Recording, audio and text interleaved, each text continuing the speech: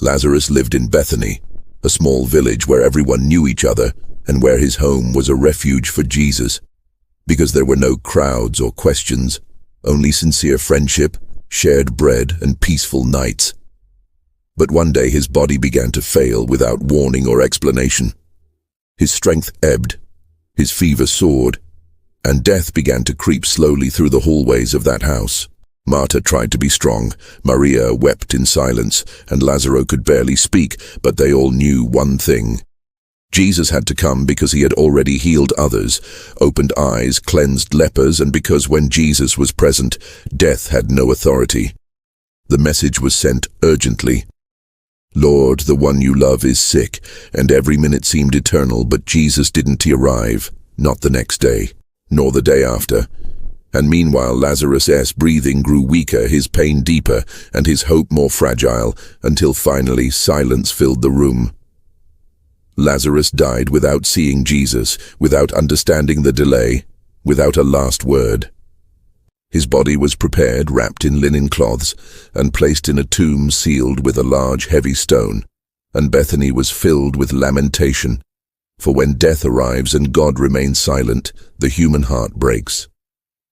4 days passed, 4 nights during which Martha and Mary relived every memory, wondering why Jesus had not come. Meanwhile, Jesus said to his disciples, "Lazarus is asleep." And they didn't understand. They thought he was talking about rest. But Jesus was clear. "Lazarus is dead, and I'm glad for your sake that I was not there so that you may believe." Difficult words, because faith sometimes is born from the deepest pain. When Jesus finally arrived, Martha ran out, not with reproach but with a divided heart. "Lord, if you had been here, my brother would not have died, but even now I know that God will give you whatever you ask." And Jesus replied, "Your brother will rise again." But Martha was thinking of the future, because she didn't expect a miracle now, not after 4 days. Then Jesus revealed an eternal truth. "I am the resurrection and the life. Whoever believes in me, though he die, yet shall he live." Mary arrived, then fell at Jesus, feet weeping, no speeches, no theology, just pain. And when Jesus saw her, he was deeply moved, for the Son of God is no stranger to human suffering, and he wept before the tomb, not out of powerlessness, but out of love. The tomb was closed, sealed, and guarded by human logic, because everyone knew that after 4 days there was no hope. But Jesus ordered, "Take away the stone," and Martha warned, "Lord, by now he smells, for he has been dead 4 days." But Jesus replied with authority, "Have I not told you that if you believe you will see the glory of God?" Jesus raised his eyes to heaven, not to ask for power, but so that everyone would know that he came from the Father.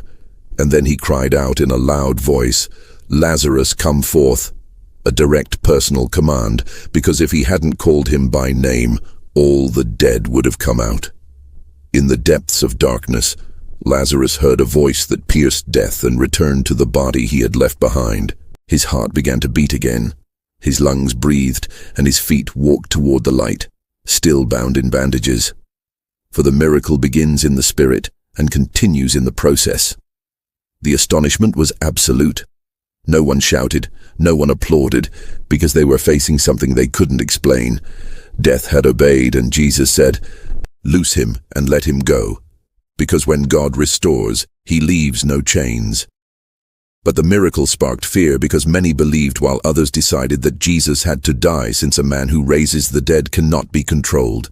And Lazarus became a living testimony, so much so that they wanted to kill him too, because his very existence preached without words. Lazarus sat down at the table again, walked through Bethany again, breathed fresh air again. But he never returned to being the same. He had crossed a threshold that no one else had crossed and returned, and although the Bible does not record his words, his silence spoke more than 1,000 sermons. Every time Lazarus breathed, it was a declaration. Every step was a threat to death, because he was living proof that Jesus has authority over the grave and over time. The story of Lazarus isn't just about resurrection, it's about God's silences, about delays that seem like abandonment, about tombs we believe are final but are merely stages, and about a God who weeps with us before calling us by name. Because Jesus not only raised Lazarus from the dead, but also showed that death is not the end, that God's love pierces through stone, darkness, and time, and that when he calls, no tomb can hold back. And the question remains, because Lazarus heard the voice and came out, but many hear it and prefer to stay where they are. Because the true miracle isn't it coming back to life, but responding when God calls you by name.